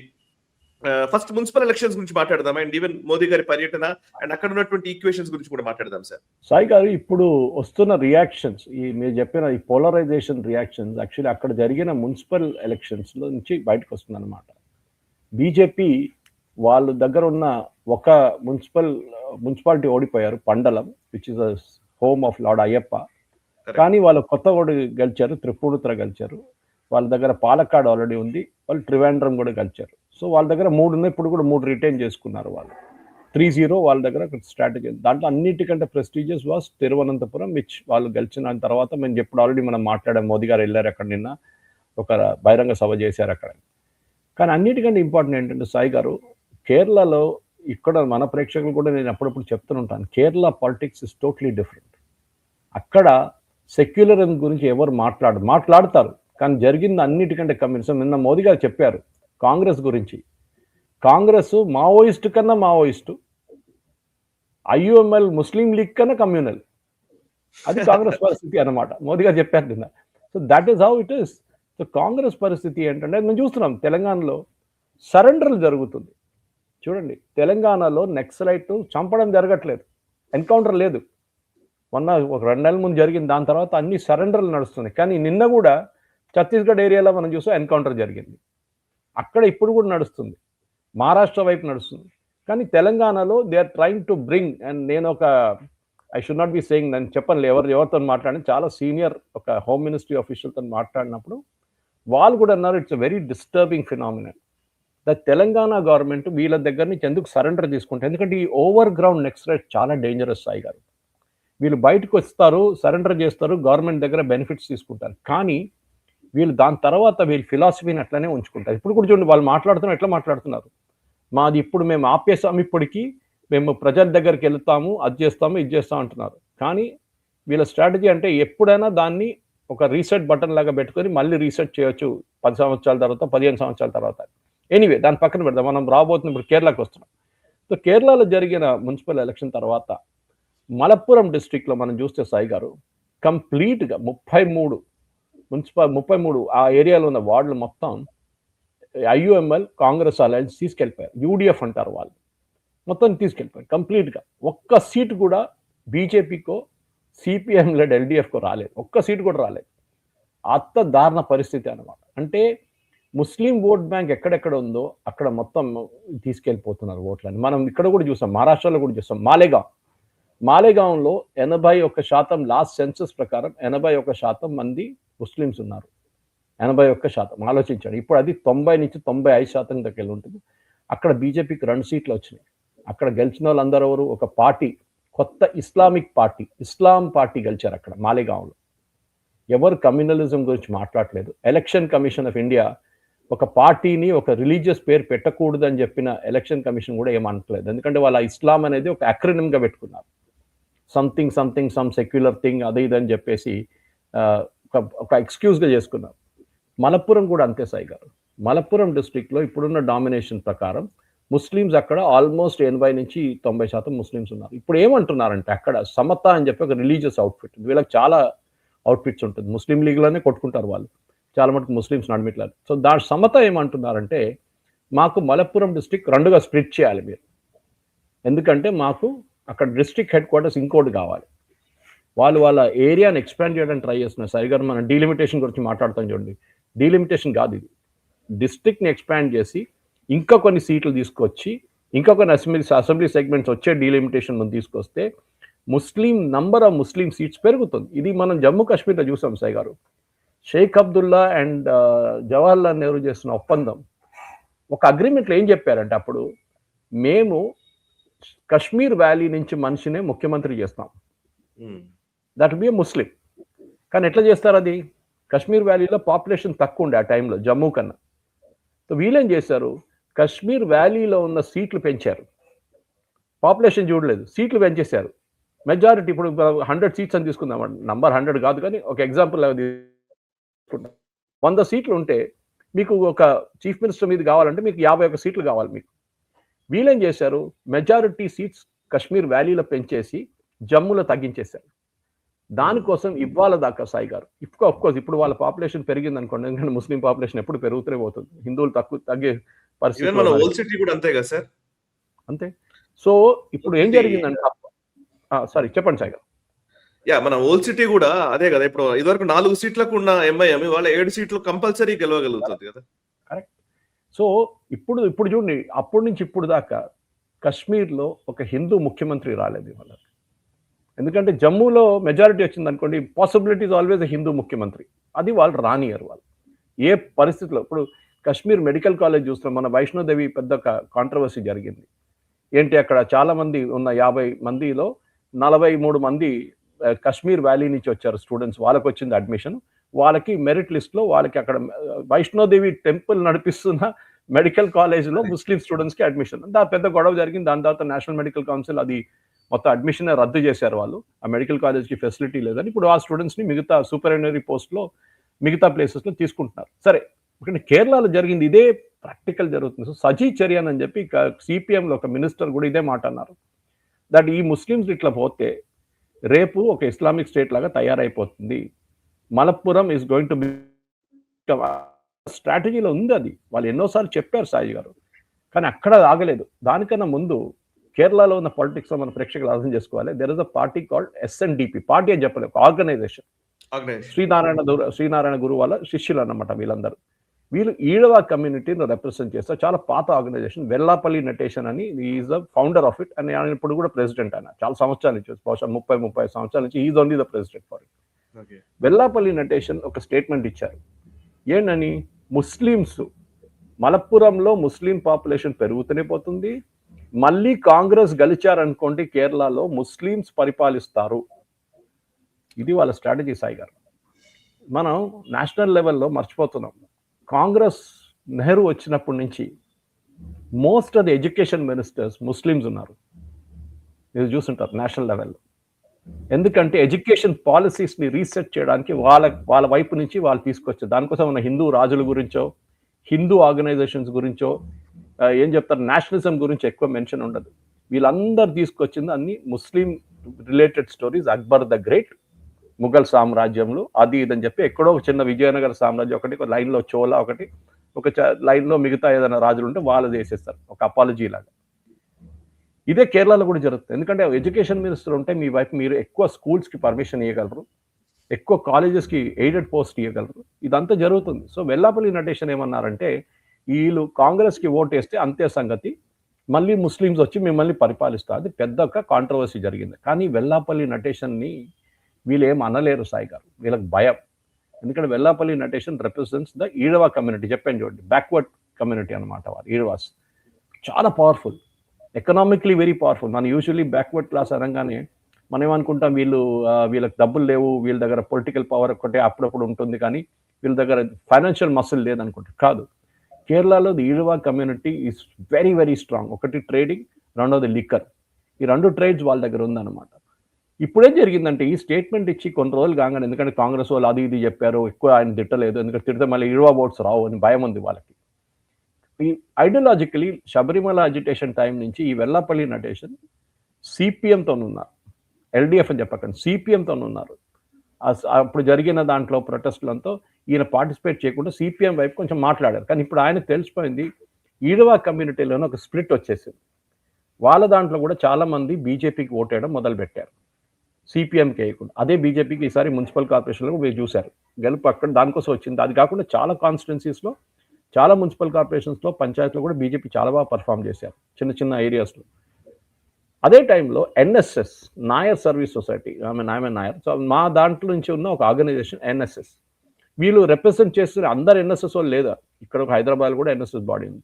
ఎన్ఎస్ఎస్ అందరిని రిప్రజెంట్, మా నాయర్ మేనన్ పిల్లై కమ్యూనిటీ రిప్రజెంట్ చేయట్లేదు, కానీ మెజారిటీ వాళ్ళని రిప్రజెంట్ చేస్తున్నారు. వాళ్ళకు కూడా చాలా పాత పొలిటికల్ ఆర్గనైజేషన్, వీళ్ళు ఒక 40, 50, 60 సంవత్సరాల నుంచి ఉన్న ఆర్గనైజేషన్, మన్నత్ పద్మనాభన్ సెటప్ చేసిన ఆర్గనైజేషన్ అనమాట. అది వాళ్ళు కూడా ఇప్పుడు వెల్లాపల్లి నటేషన్ సపోర్ట్కి వచ్చారు. యూజువలీ వీళ్ళిద్దరు ఎప్పుడు కలవరు, పొలిటికలీ వీళ్ళిద్దరు సపరేట్గా మాట్లాడతారు. లోపల ఏదైనా అడ్జస్ట్మెంట్ ఉంటుంది, కానీ Ezhava community and Nair community, NSS కానీ ఎస్ఎన్డిపి వీళ్ళప్పుడు పొలిటికలీ వీళ్ళు కలిసి మాట్లాడరు. కానీ ఫస్ట్ టైం అది కూడా జరుగుతుంది ఇప్పుడు. వీళ్ళిద్దరు కలిసారు. వీళ్ళిద్దరు అంటున్నారు Congress is a bigger threat. కానీ వెల్లాపల్లి నటేషన్ చెప్పిన అంత క్లారిటీతోని మన సుకుమారన్ నాయర్ ఆఫ్ ఎన్ఎస్ఎస్ మాట్లాడలేదు దాని గురించి. మొన్న కూడా హైదరాబాద్ ఒక ఎన్ఎస్ఎస్ ఫంక్షన్ జరిగింది, కుమ్మనం రాజశేఖర్ గారు వచ్చారు. He is also Nair actually. ఆయన పేరులో నాయర్ లేదు, like my name also doesn't have a Menon or Nair in it, but we are. ఈ పరిస్థితుల్లో కేరళలో ఉన్న పాలిటిక్స్, ఇప్పుడు రాబోయే అసెంబ్లీ ఎలక్షన్ ఇంకొక 3 నెలల్లో తమిళనాడుతో పాటు, వెస్ట్ బెంగాల్తో పాటు, అస్సాంతో పాటు కేరళలో కూడా అసెంబ్లీ ఎలక్షన్స్ రాబోతుంది. ఈ అసెంబ్లీ ఎలక్షన్స్లోనే ఇప్పుడు ఇట్లాంటి పొలిటికల్ ఒక ట్విస్ట్తోని ఏం జరగబోతుంది అనేది ఒక ప్రశ్న సాయి గారు. ఎందుకంటే ఇదొక చాలా క్రూషియల్ ఇష్యూ కేరళ ఎలక్షన్లో. ఎందుకు అంటే సజీ చర్యన్ చేసిన స్టేట్మెంట్ ఒకటే కాదు, ఆయన స్టేట్మెంట్ ఇచ్చారు, కానీ వితిన్ 24 hours ఆయన మార్చుకున్నారు. ఎందుకంటే మలప్పురం డిస్ట్రిక్ట్ పంచాయత్ ఎలక్షన్ నేను చెప్పాను చూడండి, యూడిఎఫ్ 33 సీట్లు గెలుచుకున్నారు. దాంట్లో ఓన్లీ 6 నాన్ ముస్లిమ్స్, మిగతా అందరు ముస్లిమ్స్. ఇదే సెక్యులరిజం మాట్లాడుతున్న కాంగ్రెస్ అడగాల్సింది, ఎందుకు 50-50 ఇవ్వలేదు, ముస్లిమ్స్ అండ్ నాన్ ముస్లిమ్స్ కాదు, మెజారిటీ అక్కడ గెలిచిన వాళ్ళందరూ ముస్లిమ్స్ అనమాట. ఇది సజీ చర్యాన్ని ఇచ్చిన స్టేట్మెంట్ని, దీన్ని మనం చూస్తున్నాం. దాన్ని వితిన్ 24 hours ఇస్లామోఫోబియా అది ఇది అని చెప్పి ఆయన్ని విత్డ్రా చేయించారు స్టేట్మెంట్ అనమాట. ఈవెన్ సిపిఎం కూడా ఆయన చెప్పింది మా తప్పు, మా స్టేట్మెంట్ కాదు, వీ డోంట్ యాక్సెప్ట్ ఇట్, అదే అని చెప్పి. కానీ ఇప్పుడు ఎల్లాపల్లి నటేషన్ ఇచ్చిన స్టేట్మెంట్, ఎస్ఎన్డిపి యోగం వాళ్ళు ఇచ్చిన స్టేట్మెంట్తోని ఇండియన్ యూనియన్ ముస్లిం లీగ్ మీద చాలా మట్టుకు ఒక ఓపెన్ అటాక్ జరుగుతుంది. ఫస్ట్ టైం చూస్తున్నాం సాయి గారు, ఓపెన్గా ఈ ఐయుఎంఎల్ గురించి మాట్లాడుతున్నారు. ఇప్పుడు దాకా మాట్లాడేది కాదు వీళ్ళు. సో ఎన్ఎస్ఎస్, ఎస్ఎన్డిపి అండ్ మిగతా దళిత్ కమ్యూనిటీ, ఎందుకంటే ఎస్ఎన్డిపికి ఒక పొలిటికల్ పార్టీ ఒకటి ఉంది సాయి గారు, మీరు అది తెలుసుకోవాలి. మనం ఒక పొలిటికల్ పార్టీ ఉంది వాళ్ళకి, విచ్ ఇస్ బీడీజేఎస్. వెల్లాపల్లి కొడుకు, he's a president of that. వాళ్ళు ఎన్డీఏలో ఉన్నారు. So the idea was that ఈ దళిత్ ఓట్లన్నీ, ఈడవ ఓట్లన్నీ బీజేపీ వైపు ఎస్ఎన్డిపి వాళ్ళు తీసుకొస్తారని. అది యాక్చువల్లీ ఫుల్ ఫ్లెడ్జ్గా జరగలేదు, కంప్లీట్గా జరగలేదు. ఎందుకంటే అక్కడ కూడా మేము చెప్పాను చూడండి, చాలా మటుకు పాలిటిక్స్ ఉన్నాయి. బీజేపీ వైపు నుంచి కానివ్వండి, ఎస్ఎన్డిపి వైపు నుంచి కానీ పాలిటిక్స్ నడుస్తుంది అక్కడ. కానీ I think it's going to make a big difference in this time. కేరళలో ఏం జరుగుతుందో అని చెప్పలేం, కానీ అసెంబ్లీ ఎలక్షన్లో బహుశా ఫస్ట్ టైం, ఎందుకంటే కేరళలో ఎప్పుడు ఒకసారి సిపిఎం గెలిస్తే, అంటే ఎల్డిఎఫ్ గెలిస్తే, నెక్స్ట్ టైం యూడిఎఫ్ గెలుస్తారు, దెన్ అగైన్ రిపీట్. కానీ ఫస్ట్ టైం మనం లాస్ట్ 2 ఎలక్షన్స్లో ఎల్డిఎఫ్ గెలిచారు and Pinarayi Vijayan he's become a dictator, absolute dictator. సిపిఎంని ఇవాళ కంట్రోల్ చేసేది పినరాయి విజయన్. కేరళ పాలిటిక్స్లో ఇప్పుడు జరగబోయే మార్పుల్లో సిపిఎంకి లాస్ట్ పార్టీకి ఉన్న ఒక స్టేట్ కేరళ. ఇక్కడ కూడా పోయింది అనుకోండి, మళ్ళీ వాళ్ళని తీసుకెళ్లి మ్యూజియంలో పెట్టాల్సిందే. ఎందుకంటే ఇట్లా ఒక పార్టీ ఉండే ముందు అని చెప్పడానికి ఒక మ్యూజియంలో పెట్టాలి. ఎందుకంటే మనం రష్యాలో చూసాం, పోలాండ్లో చూసాం, రొమానియాలో చూసాం, చిలీలో చూసాం, ఎక్కడెక్కడ కమ్యూనిస్ట్ రెజిమ్ ఇంక్లూడింగ్ క్యూబా, వాళ్ళందరూ ఇప్పుడు క్యాపిటలిస్ట్ అయిపోతున్నారు. ఎక్కడ ఇది టోటల్ కమ్యూనిస్ట్ నుంచి క్యాపిటలిస్ట్ అయిపోతుంది. చైనా మనం చూసాం, చైనా మనం చెప్పక్కర్లేదు, China is already 100% capitalist more than US అన్నమాట. ఇట్లాంటి పరిస్థితుల్లో సాయి గారు చాలా మటుకు అక్కడ జరుగుతున్న ఇన్సిడెంట్స్ మనం చూస్తున్నాం. ఈ మార్పులు కేరళలో కూడా వస్తుంది. ఇప్పుడు కేరళలో సిపిఎం వ్యతిరేకంగా ఒక మూవ్మెంట్ బిల్డప్ అవుతుంది. అది ఎలక్షన్ లో ఎంత పనిచేస్తుంది చేయదు అని మనం చెప్పలేం. But as of now sir మీరు అన్నట్టుగా ఎల్డిఎఫ్ యూడిఎఫ్ రెండింటి మధ్య ఎప్పుడు ప్రతి టర్మ్ ఏదో మార్పు జరుగుతూ ఉంటది. మీరు అన్నట్టుగా ఎల్డిఎఫ్ కంటిన్యూ అయింది 2 సార్లు. నాకు ఇప్పుడు మీరు ఇందాక చెప్పారు చాలా కాస్ట్ ఈక్వేషన్స్ అక్కడ పనిచేస్తున్నాయి. అండ్ ఇంకోటి రెండోది హిందుత్వ లేదా సనాతన ధర్మానికి సంబంధించినటువంటి ఒక అవేర్నెస్ కూడా పెరుగుతోంది అనేది మీరు చెప్తున్నది. అండ్ అవేర్నెస్ కంటే కూడా ఒక మొమెంటం లాగా మారుతోంది అనేది, మూమెంట్ లాగా మారుతోంది అని కదా. అయితే ఎలక్షన్స్ లో అది కరెక్ట్ గా బీజేపీకి, అంటే మీరు ఎప్పుడు అడిగినా మీరు చెప్తూ ఉంటారు ఎన్ని సీట్లు వస్తాయి అనే క్వశ్చన్ అడిగితే మీరేం చెప్తారు? భారతీయ జనతా పార్టీ నిజంగా ఎన్ని సీట్లు గెలవడానికి ఆస్కారం ఉంటుంది ఈ ఎలక్షన్స్ లో అధికారంలోకి రావడం తర్వాత? బట్ ఉందా ఆప్షన్? లేదు సాయి గారు, లేదు. ఎందుకంటే నేను ఎప్పుడు చెప్తుంటాను చూడండి, బీజేపీ ఇప్పుడు దాకా ఫస్ట్ టైం ఒక అసెంబ్లీ సెగ్మెంట్ గెలిచింది, నేమం గెలిచారు. ఒక ఆల్మోస్ట్ ఐ థింక్ 10-15 సంవత్సరాల ముందు ఓ రాజగోపాల్ గారు గెలిచారు బీజేపీ కోసం. And నేమం is a part of Thiruvananthapuram ఏం చెప్తారు లోక్సభ కాన్స్టిట్యున్సీ, ఒక అసెంబ్లీ సెగ్మెంట్ దాంట్లో. కానీ దాని తర్వాత బీజేపీ ఎప్పుడు దాకా వాళ్ళు గెలవలేదు. ఎందుకంటే ఏం చేస్తారంటే సాయి గారు, ఎక్కడెక్కడ బీజేపీ స్ట్రాంగ్ ఉన్నారో సిపిఎం అండ్ కాంగ్రెస్ ఒక అడ్జస్ట్మెంట్ మీద వచ్చేస్తారు. ఇది పాలక్కాడ్లో జరిగింది. శ్రీధరన్ గారు పోటీ చేస్తున్నప్పుడు ఆయన గెలవడానికి 100% ఛాన్సెస్ ఉండే. కానీ ఏం చేశారు, సిపిఎం వాళ్ళు కాంగ్రెస్ వాళ్ళు ఒక పొత్తులు వచ్చారు. మీరు పని చేయండి, మీ ఓట్లు మాకు ఇచ్చేసేయండి, అక్కడ త్రివేంద్రం వైపు ఉన్న దాంట్లో మా ఓట్లు మీకు ఇచ్చేస్తాం. ఇది వాళ్ళ ఒప్పందం అన్నమాట. Unwritten, of course not return. So దాంతోనే వీళ్ళు చాలా ప్లేసెస్లో, కాసర్గోడ్లో కూడా ఇట్లని చేస్తారు. వీళ్ళు ఎక్కడెక్కడ హిందువులు మెజారిటీగా ఉన్నారు, పాలక్కాడ్, కాసర్గోడ్, తిరువనంతపురం, అక్కడ అన్ని వీళ్ళు పొత్తు పెట్టుకుంటారు. లేకుంటే కేరళలో ఇప్పుడు హిందువుల సంఖ్య ఇప్పుడు ఉన్న 2011 సెన్సస్ చూస్తే 48 ఉండే, ఇప్పుడు బహుశా 43 దాకా తగ్గి ఉండొచ్చు డెఫినెట్గా. ఇప్పుడు తెలిసింది మనకు, కొత్త సెన్సస్ మొదలైంది కదా, 2027లో తెలిసిపోతుంది. చెప్పండి ఇప్పుడు సాయి గారు, 43% ఉన్న దాంట్లో కూడా ముగ్గురుగా స్ప్లిట్ అయిపోతారు, కాంగ్రెస్ వైపు, సిపిఎం వైపు అండ్ బీజేపీ వైపు. దానికోసం బీజేపీకి ఇప్పుడు కూడా 16% వస్తుంది. This is the problem, because split అయిపోతున్నారు. కొత్త ఓట్లు రావాలంటే ఎక్కడి నుంచి వస్తాయి? రావు. మీకు క్రిస్టియన్ ఓట్స్ రావాలి. దానికోసం ఎస్ఎన్డిపిలో ఒక పిలుపు ఎప్పుడు ఉంటుంది, నాయాటి నుంచి నసరానీ దాకా, అంటే from the tribal to the Christian మీరు ఏకంగా వస్తే మీరు సిపిఎంని ఓడించగలరు అని చెప్పి, కాంగ్రెస్ని కూడా ఓడించగలరు అని చెప్పి ఒక కొత్త స్లోగన్ ఒకటి ఉంది. బికాస్ క్రిస్టియన్స్ ట్రెడిషనల్లీ కాంగ్రెస్ ఓటేస్తారు. అండ్ క్రిస్టియన్ స్ట్రెంగ్త్ మెయిన్లీ ఉన్నది ఎర్నాకులం, పత్తనంతిట్ట, కోటయం, ఈ ఏరియాస్లో క్రిస్టియన్ పాపులేషన్ చాలా స్ట్రాంగ్. కాంగ్రెస్కే ఓటేస్తారు వాళ్ళు, సిపిఎం కూడా వేయరు వాళ్ళు. అట్లాంటి పరిస్థితుల్లో మార్పులు రావాలంటే డెఫినెట్గా ఒక మార్పు వస్తుంది. ఇప్పుడు త్రిశూర్లో చూసాం, ఐఎమ్ ఫ్రమ్ త్రిశూర్, సురేష్ గోపి ఎట్లా గెలిచారు సాయి గారు? ఆన్ హిజ్ ఓన్ హిందూ ఓటుతో గెలవలేరు. He one. ఆయన ఎందుకు గెలిచారంటే అక్కడ క్రిస్టియన్స్ ఓటేస్తారు. త్రిశూర్లోని క్రిస్టియన్ చాలా పవర్ఫుల్ కమ్యూనిటీ. కానీ ఇప్పుడు మనం ఏం చూస్తున్నాం అంటే అక్కడ కూడా ఒక పోలరైజేషన్ నడుస్తుంది. Kerala is not like Andhra, Telugu, Tamil Nadu లాగా క్రిస్టియన్ కమ్యూనిటీ. అక్కడ క్రిస్టియన్ కమ్యూనిటీ చాలా పాత, 17-18 సెంచరీ నుంచి క్రిస్టియానిటీ అక్కడ ఉంది. సిరియన్ క్రిస్టియన్స్, లాటిన్ క్రిస్టియన్స్, జేకోబైట్, మార్థోమా, ఏం చెప్తారు, జియోవా విట్నెస్, క్యాథలిక్, ఇట్లాంటి చాలా డినామినేషన్స్ ఉందన్నమాట. ప్రతి డినామినేషన్కి చాలా స్ట్రాంగ్ ఫాలోయింగ్ ఉంది. వాళ్ళు ఎలక్షన్ కన్నా ఒక వారం ముందు చర్చ్లో ఒక సింపుల్ మెసేజ్ ఇస్తారు సాయి గారు. బిషప్ గారు అక్కడ నిలబడి ఒక మెసేజ్ ఏం చెప్తారు, మీరు మంచోళ్ళకి ఓటేయాలి, గుర్తుందా? మంచి ప్రజల కోసం మీరు ఓటేయాలి, అది వాళ్ళ స్ట్రాటజీ అన్నమాట. You should vote for good people. ఎందుకంటే ఓపెన్గా చెప్పలేరు కదా కాంగ్రెస్కి ఓటేయండి, మళ్ళీ అది ఎలక్షన్ కమిషన్కి వెళ్ళిపోతుంది, పెద్ద ఇష్యూ అవుతుంది, రేపు కేసు అయిపోతుంది. ఇది వాళ్ళ స్ట్రాటజీ సాయి గారు. ఈ స్ట్రాటజీనే బీజేపీ ఎప్పుడు బీజేపీ మీద ఫెయిల్ అవుతున్న స్ట్రాటజీ ఇదే. బీజేపీ ఓడిపోతున్నారు ఎందుకంటే ఈ లాస్ట్ మినిట్లో వీళ్ళు డిసైడ్ చేస్తారు. ఇప్పుడు మొన్న జరిగిన ఎర్నాకుళం మున్సిపల్ కార్పొరేషన్ ఎలక్షన్లో సాయి గారు, అక్కడ కాంగ్రెస్కి మెజారిటీ వచ్చింది ఎక్స్పెక్టెడ్. కానీ వాళ్ళ దీప్తి మేరీ వర్గీస్ అని వాళ్ళ పాత ఒక మేయర్ ఉండే, షీఈ్ క్రిస్టియన్ అగైన్. కానీ ఆమె కొంచెం హిందూ బెంట్ ఆఫ్ మైండ్ ఉంది, బొట్టేసుకుంటుంది, అంతా చేస్తుంది ఆమె. చాలా మటుకు క్రిస్టియన్ మహిళలు కేరళలో దే పుట్ బింది.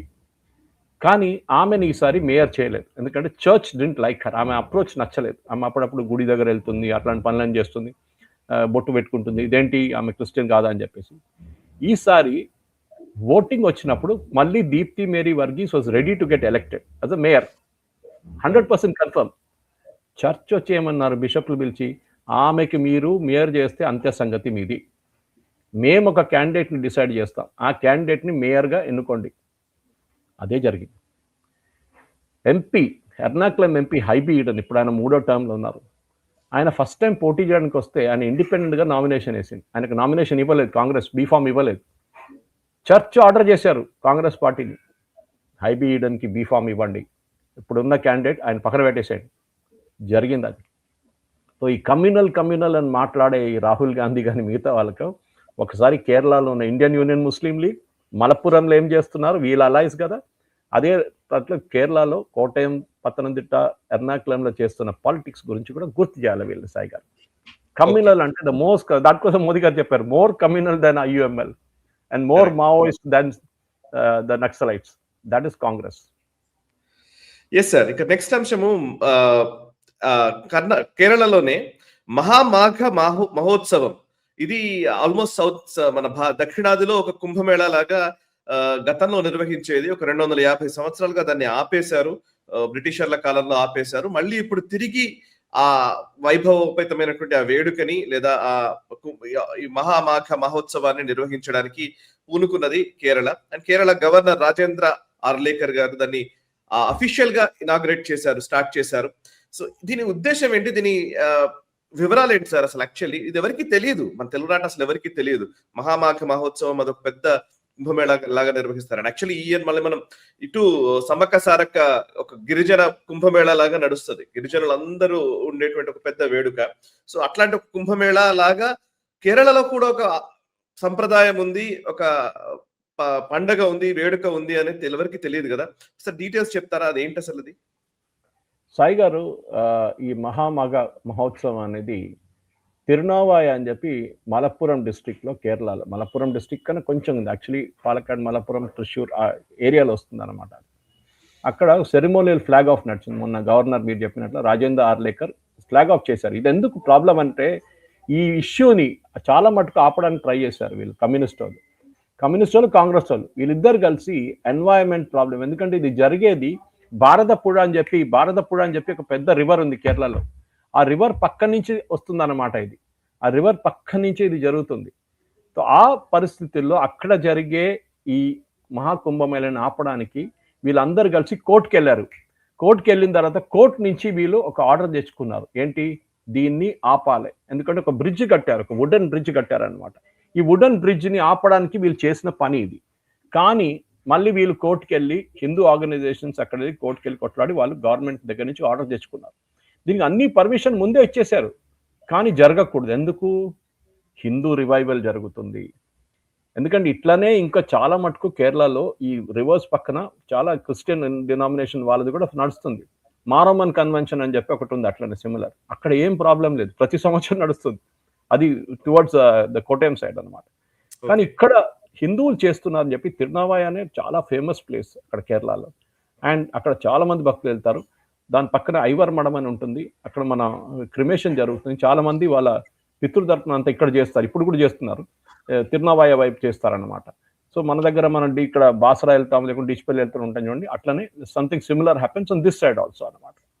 ఈ పర్టికులర్ కుంభమేళాని, ఈ పర్టికులర్ మహామాఘ మహోత్సవాన్ని 250 సంవత్సరాల నుంచి ఆపిపెట్టారు సాయి గారు, బ్రిటిష్ టైం నుంచి.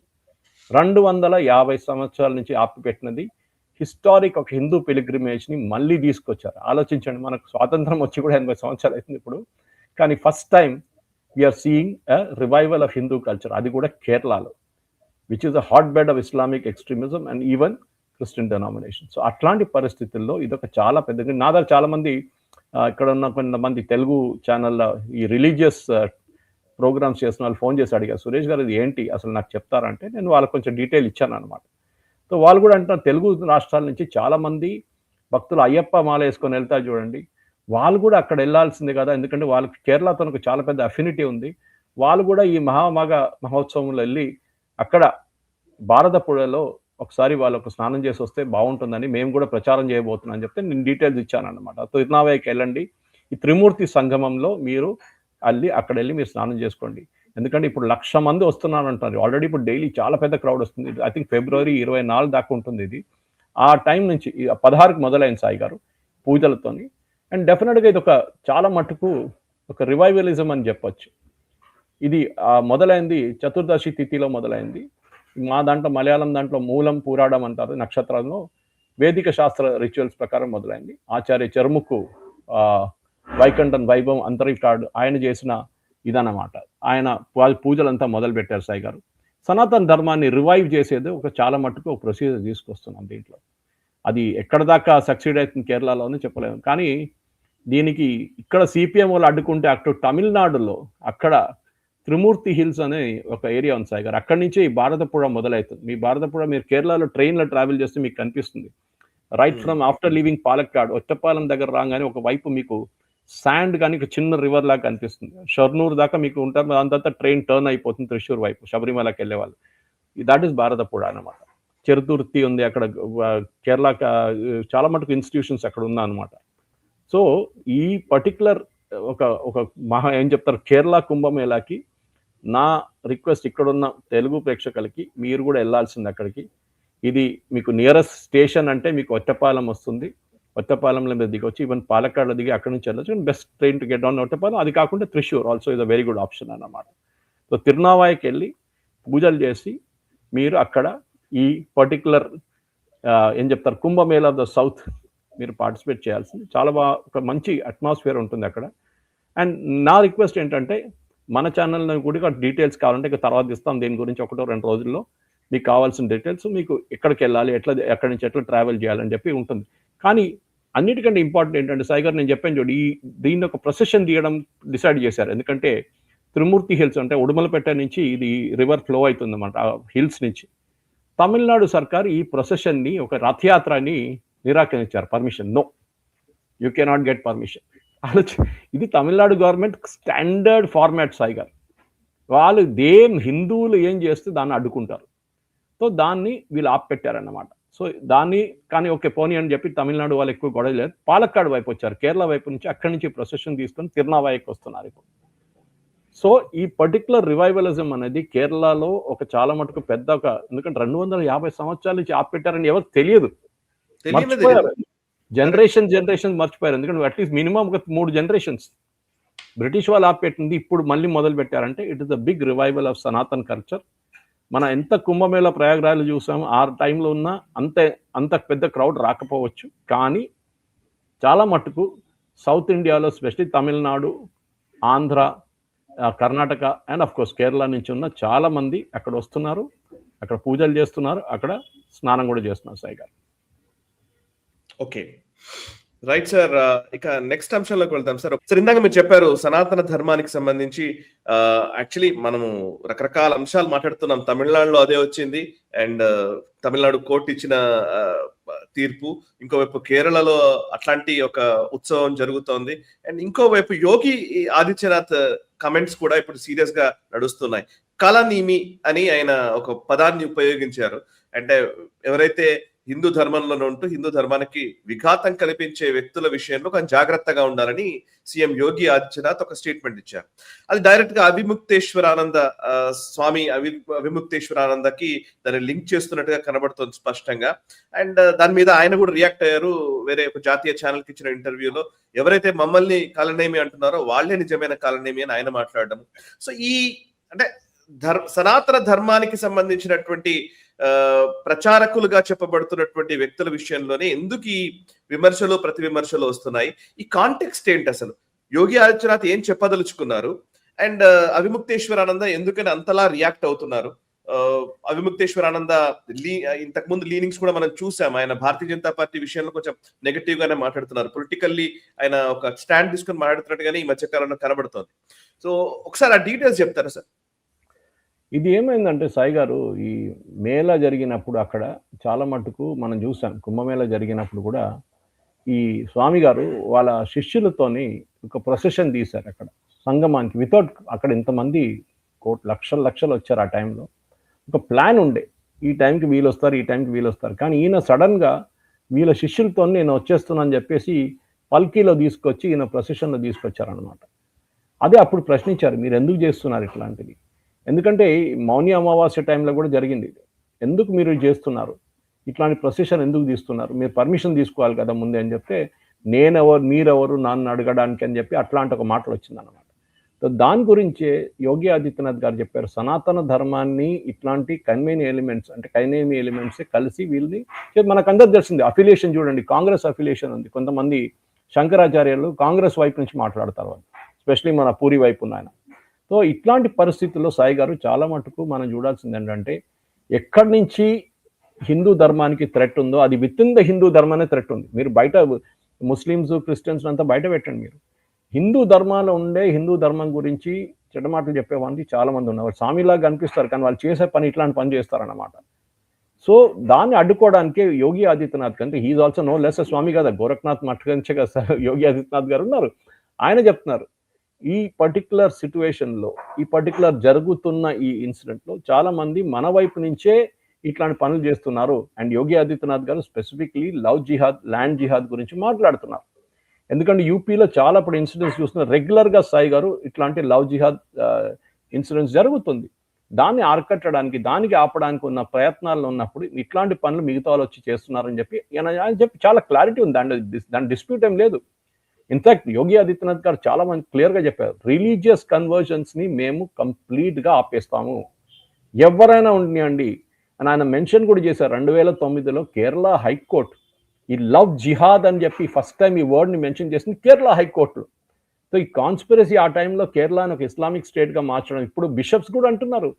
ఇప్పుడు అక్కడ కేరళలో ఉన్న స్వామిలో, కేరళలో ఉన్న మిగతా వాళ్ళు, బీజేపీ వాళ్ళు, ఆర్ఎస్ఎస్ వాళ్ళు అంటలేదు. అక్కడ ఉన్న బిషప్స్, క్రిస్టియన్ బిషప్స్ అంటున్నారు, మా అమ్మాయిలు కనిపించకుండా పోతున్నారు సాయంత్రం, మా అమ్మాయిలు ఇంటికి తిరిగి రావట్లేదు, అక్కడ లవ్ జిహాద్ నడుస్తుంది, నార్కోటిక్ జిహాద్ నడుస్తుంది, ఇది అని చెప్పి చాలా మంది క్లియర్ చెప్పినాడు. కేరళ పోలీస్ ఇదే బిషప్ల మీద కేసేశారు. ఆలోచించండి. సో ఇది ఏం చెప్తారు యోగి ఆదిత్యనాథ్ గారు చెప్పారు, ఓన్లీ ధర్మాన్ని వర్షిప్ చేయడం ఒకటే కాదు, ధర్మాన్ని వర్షిప్ చేసి దానికి ఉన్న హిందూ మతాన్ని కాపాడడం అనేది చాలా చాలా ఇంపార్టెంట్ అని క్లియర్గా యోగి ఆదిత్యనాథ్ గారు చెప్తున్నారు. ఆయన చాలా మటుకు వర్షిపింగ్, మెథడ్ ఆఫ్ వర్షిపింగ్ ఒకటే కాదు, path of upliftment and progress కూడా చాలా ఇంపార్టెంట్ అని చెప్తున్నారు అన్నమాట. సో ఈ కాశీ విశ్వనాథ్ ధామ్ డెవలప్మెంట్ ప్రాబ్లంలో కూడా మనం చూసాం సాయి గారు, చాలా మటుకు ఫేక్ వీడియోలు తయారు చేశారు. దాని మీద కూడా చాలా కేసులు రిజిస్టర్ అయింది. ఏఐ యూజ్ చేసి అక్కడ జరిగింది ఏంటి దాన్ని తప్పుగా చూపించేసి యోగి ఆదిత్యనాథ్ మోదీ గారు వ్యతిరేకంగా హిందూ కల్చర్ని మీరు మొత్తం సత్యనాశ చేస్తున్నారని చెప్పి వాళ్ళు చాలా మటుకు చేస్తున్నారు. అది ఆపడానికే చేసిన దానికి యోగి ఆదిత్యనాథ్ గారు కేసు కూడా రిజిస్టర్ చేశారు. ఆయన గవర్నమెంట్ కూడా ఈ కేసు రిజిస్టర్ చేశారు. ఇప్పుడు ఈ జరుగుతున్న ఇన్సిడెంట్స్ కూడా దానికి ఒక లింక్ ఉంది సాయి గారు చాలా మటుకు. ఎందుకంటే ఇప్పుడు అయోధ్య కానీ ప్రయాగ్రాజ్ కానీ చాలా మంది వెళ్తున్నారు. ఇప్పుడు అక్కడ కూడా మాఘమేళ జరుగుతుంది దిస్ ఇయర్. అది కూడా చూసి యోగి ఆదిత్యనాథ్ గారు ఏమంటే నెక్స్ట్ 1000 ఇయర్స్ భారతదేశం అని చెప్పి చాలా క్లియర్గా చెప్తారు. సనాతన ధర్మం గురించి చెప్తున్నారు. కానీ దురంధర్ సినిమాలో ఒక డైలాగ్ ఉంది, మీకు గుర్తుంటుంది సాయి గారు, భారత్ కే దుష్మన్ భారత్ మే హై, పాకిస్తాన్తో దూసరా నంబర్ పే. ఇది మన ప్రాబ్లం. ఇక్కడ చాలా మంది స్వామిలు హిందూ అని మాట్లాడుతూ కొంత పొలిటికల్ పార్టీస్ కోసం అక్కడెళ్ళి వాళ్ళ ఓట్లు అమ్ముకొని వాళ్ళు చేస్తున్న పని మీదనే ఇప్పుడు ప్రాబ్లం ఉందన్నమాట. సో దాన్ని అరికట్టడానికి యోగి ఆదిత్యనాథ్ గారు ఇచ్చిన స్టేట్మెంట్ చాలా క్లియర్. ఎందుకంటే మనం ఈ ల్యాండ్ జిహాద్ కూడా చూస్తున్నాం. ఇన్ఫాక్ట్ ఈ ల్యాండ్ జిహాద్ స్టోరీ కూడా చాలా పెద్ద స్టోరీ సాయి గారు, అది కూడా మనం తీసుకోవాల్సింది. బహుశా దీంట్లో టైం ఉంటే మనం అది కూడా తీసుకోవచ్చు. మాట్లాడచ్చు సార్ అది. సో రాజస్థాన్లో సాయి గారు, రాజస్థాన్ గవర్నమెంట్, ఇది నేను ఫస్ట్ మనం బహుశా ఒక 100th ఎపిసోడ్ ముందేమో మనం మాట్లాడుంటాం దీని గురించి. ఏంటి, కేరళలో ల్యాండ్ జిహాద్ జరుగుతుందని. డిమానిటైజేషన్ ముందు వీళ్ళు ఏం చేస్తుందంటే సాయి గారు, ఒక ఏరియాకి వచ్చి ఫస్ట్ ఒక 2 ఇళ్ళు కొనుక్కుంటారు, దాని తర్వాత ఇంకా 2 ఇళ్ళు కొనుక్కుంటారు, దాని తర్వాత 2 కొనుక్కుంటారు, మొత్తం కాలనీ కొనుక్కుంటారు, ఒక మస్జిద్ స్థాపిస్తారు. అప్పుడు అక్కడ ఉన్నోళ్ళు కూడా అమ్మేసి వెళ్ళిపోతారు. డిస్ట్రెస్ సేల్ అంటారు దాన్ని. అది కాకుండా అక్కడ ఇప్పుడు ఒకరి దగ్గర వచ్చి మీ ఇల్లు ఎంత ఇస్తున్నారు, మీ ఇల్లు ఎంత అంటే వాడు అంటాడు నేను ఒక 80 లక్షలు అంటే మేము మీకు ₹1 కోటి ఇస్తా అంటాడు. వాడు సర్ప్రైజ్ అయిపోతాడు. ఏంట్రా నేను అడిగేది 80 వీళ్ళు 1 కోటి ఇస్తున్నారంటే that is the strategy to get them vacated from there. వాళ్ళు వెళ్ళిపోతే నెక్స్ట్ వాడు అమ్ముకుంటాడు. దాని తర్వాత వీళ్ళు రేట్ తగ్గించేస్తారు ఇమీడియట్గా. డిస్ట్రెస్ సేల్ వచ్చేస్తారు. సో రాజస్థాన్ గవర్నమెంట్ గుజరాత్లో 1986లో సాయి గారు ఇట్లా ఒక చట్టం తీసుకొచ్చారు. ఇప్పుడు కాంగ్రెస్ వాళ్ళు అంటారు చూడండి ఇదంతా కమ్యూనల్, ఇదంతా బీజేపీ వాళ్ళు కావాలని. 1986లో గుజరాత్లో ఏ గవర్నమెంట్ ఉండే సాయి గారు? కాంగ్రెస్ గవర్నమెంట్ ఉండే. వాళ్ళు తీసుకొచ్చిన చట్టం అక్కడ ఇదే జరుగుతున్నప్పుడు అక్కడ ఆపడానికి తీసుకొచ్చిన చట్టాన్ని సేమ్ రాజస్థాన్ గవర్నమెంట్ కూడా ఇప్పుడు రిపీట్ చేస్తున్నారు. రాజస్థాన్ గవర్నమెంట్ అంటాం మేము కూడా సంథింగ్ వెరీ సిమిలర్ ఇట్లాంటి ఒక పర్టికులర్ చట్టాన్ని తీసుకొస్తున్నాం. దీంతో ఈ పర్టికులర్ ల్యాండ్ జిహాద్ జరుగుతుంది, దాన్ని మేము ఆపేస్తాం కంప్లీట్గా అని చెప్పి చాలా క్లారిటీగా చెప్తున్నారు. దీన్ని ఎట్లా చూడాలంటే సాయి గారు, మన దగ్గర కూడా చాలా మటుకు హైదరాబాద్లో కొన్ని చోట్లనే జరుగుతుంది. దాన్ని I won't take the name of the area, కానీ దీన్ని పర్టికులర్గా రాజస్థాన్ గవర్నమెంట్ ఇప్పుడు దానికి ఒక పేరు ఏంటంటే డిస్టర్బ్డ్ ఏరియాస్ అంటాం దీన్ని. ఇక్కడ మీరు ఆ డిస్టర్బ్డ్ ఏరియాలో మీరు ల్యాండ్ కొనలేరు, ఆ డిస్టర్బ్ ఏరియాలో మీకు ఏం చేయలేరు. మీరు కావాలంటే కొనాలంటే మీరు పర్మిషన్ తీసుకోవాల్సి వస్తుంది గవర్నమెంట్ దగ్గర నుంచి. Any transfer once notified immovable property without an approval of the competent authority is invalid and wide. ఇది చాలా క్లియర్గా చెప్తున్నాను. ఎందుకంటే చాలా ప్లేసెస్లో ఈ మూవబుల్ ప్రాపర్టీస్ వాళ్ళు థ్రోవే ప్రైస్లో అమ్ముకుంటున్నారు సాయి గారు. ఇది చాలా ఇంపార్టెంట్. దీన్ని ఆపడానికి డెఫినెట్గా జరగాల్సింది. మనం డిస్ట్రిక్ట్ కలెక్టర్ దగ్గర నుంచి పర్మిషన్ తీసుకోకుండా, లేకుంటే it will be cognisable and non bailable. Jail terms 3 నుంచి 5 సంవత్సరాలు జైల్ టర్మ్స్ ఉంటుంది. ఎంటైర్ జైపూర్ సిటీని ఒక డెన్స్ మిక్స్ పాపులేషన్ ఉంది సాయి గారు అక్కడ కూడా ఫ్లేరప్స్ చాలా మటుకు జరుగుతుంది, కమ్యూనల్ ఇన్సిడెంట్ జరుగుతుంది. అక్కడ కూడా ఫస్ట్ టైం ఆ ఏరియాని నోటిఫై చేశారు. ఇప్పుడు ఈ నోటిఫై చేసిన తర్వాత జైపూర్లో ఇప్పుడు ఎవరికైనా ల్యాండ్ కొనాలంటే గవర్నమెంట్ దగ్గర పర్మిషన్ తీసుకోవాల్సింది. స్పెషలీ ఇంకొక పేరు మీద, బేనామీ పేరు మీద వీళ్ళు కొంటున్నారు, అది కూడా ఆపాలి డెఫినెట్గా అని చెప్పి గుజరాత్లో జరిగిన డిస్టర్బ్ ఏరియాస్ యాక్ట్ 1986 అది amendment over period of time చాలా అమెండ్మెంట్స్ వచ్చింది దాంట్లో. దానిలాగానే రెస్ట్రిక్టెడ్ ప్రాపర్టీస్ని రిజిస్ట్రేషన్ రెస్ట్రిక్ట్ చేసి కమ్యూనల్లీ సెన్సిటివ్ ఏరియాస్లో ఈ సేల్స్ని ఆపడానికి ట్రై చేస్తున్నారు. డెఫినెట్గా దీని గురించి కాంగ్రెస్ వాళ్ళు చాలా గొడవ చేస్తారు, మిగతా వాళ్ళు కూడా చేస్తారు, కానీ ఇది జరగాల్సిందే. Because we seen that happening in Kerala. చూసాం అక్కడ ఇదే జరిగింది. కేరళలో చాలా మటుకు చాలా చోట్లలో ల్యాండ్ చేయదు. కానీ మోదీ గారు డిమానిటైజేషన్ ఏ రోజు తీసుకొచ్చారో ఆ రోజు ఈ బిజినెస్ బంద్ అయిపోయింది. ఎందుకంటే గల్ఫ్ నుంచి వచ్చే డబ్బులు వాడుకొని, బేనామీ డబ్బులు వాడుకొని, హవాలా డబ్బులు వాడుకొని వీళ్ళు చేసిన పని అప్పుడు. ఆ పని నార్త్ ఇండియాలో కూడా ట్రై చేస్తున్నారు. కానీ మీరు చూడండి సాయి గారు, ఒక ఎగ్జాంపుల్ ఇస్తాను మీకు. మాలేగాం పాపులేషన్ చెప్పాను అనుకుంటాం ఇంతకంటే ముందు, ఒక 81 ఉండే ముందు లాస్ట్ సెన్సస్కి. ఇప్పుడు 95 అంటున్నారు. ఇస్లాం పార్టీ 30 సీట్లు గెలుస్తున్నాయి అక్కడ. ఎంఐఎంని కూడా ఎట్లకి తోసేశారు వాళ్ళు. అంటే కట్టర్ ఏం చెప్తారు, ఇస్లామిక్ పార్టీస్ కూడా ఇట్లాంటి ఏరియాస్లో ల్యాండ్ కొనుక్కొని, ప్లాట్ కొనుక్కొని, అపార్ట్మెంట్ కొనుక్కొని వాళ్ళ ప్రజలను అక్కడ పెట్టుకుంటున్నారు ఓట్ల కోసం. ఇది మన ఓల్డ్ సిటీలో చూసాం. ఓల్డ్ సిటీ నుంచి చాలా మంది హిందువులు ఓల్డ్ సిటీ నుంచి బయటకు వచ్చేసారు. ఈ కమ్యూనల్ ఇన్సిడెంట్ తర్వాత మనం చూసాం, లేట్ 80s ఎర్లీ 90sలో జరిగిన కమ్యూనల్ తర్వాత చాలా మంది హిందువులు అక్కడి నుంచి వచ్చేసారు. ఇప్పుడు కూడా ఉన్నారనుకోండి, కొంతమంది ట్రేడర్స్ ఉన్నారు అక్కడ. కానీ చాలా మంది హిందువులు సిటీ ఇటువైపు వచ్చి, హైటెక్ సిటీ కానీ ఈ సికింద్రాబాద్ వైపు వచ్చి, లేకుంటే హిమాయత్ నగర్ అట్లాంటి ఏరియాస్లో వచ్చి ఉంటున్నారు. ఇప్పుడు వాళ్ళు అక్కడ ల్యాండ్ కొనుక్కున్నారు, అక్కడ అపార్ట్మెంట్లు కొనుక్కున్నారు. ఇది ఆపాల్సిందే సాయి గారు. డెఫినెట్గా దీనికి చట్టం తీసుకురావాల్సింది. రాజస్థాన్ గవర్నమెంట్ అంగీకరించుకున్నారు, ఇప్పుడు చేస్తున్నారు. గుజరాత్ లాగానే ఇది కూడా నడుస్తుంది సాయి గారు. అండ్ జరగాల్సిందే. లవ్ జిహాద్ కానీ ల్యాండ్ జిహాద్ కానీ యోగి ఆదిత్యనాథ్ గారు చెప్పినట్ల ఆపాల్సిందే. ఎస్ సార్, సూపర్ గా ఎక్స్ప్లెయిన్ చేశారు సార్. చాలా విషయాలు మనము నేషనల్ రౌండప్ లో 182వ ఎపిసోడ్ చాలా స్పష్టంగా క్లియర్ గా మీ ఒపీనియన్స్ తో నడిచింది. Really thank you very much sir. Thank you very much.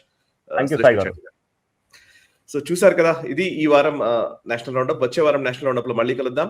అంతవరకు ఈ వీడియోని లైక్ చేయండి, 10 మందికి షేర్ చేయండి, కమెంట్స్ ద్వారా మీ అభిప్రాయాలు మాతో పంచుకోండి. మనసా వాచా కర్మణ, దేశహితం కోసం నేషనలిస్ట్ హబ్. ఈ వీడియో మీకు నచ్చినట్టయితే లైక్ చేయండి, 10 మందికి షేర్ చేయండి, అలాగే కామెంట్ల రూపంలో మీ అభిప్రాయాలను మాతో పంచుకోండి. Nationalist hub group of channels ను సబ్స్క్రైబ్ చేసుకుని తెలుగునాట జాతీయవాద జర్నలిజాన్ని ప్రోత్సహించండి. ఈ వీడియో కింద ఉన్న బెల్ ఐకాన్ పై క్లిక్ చేయడం మర్చిపోవద్దు.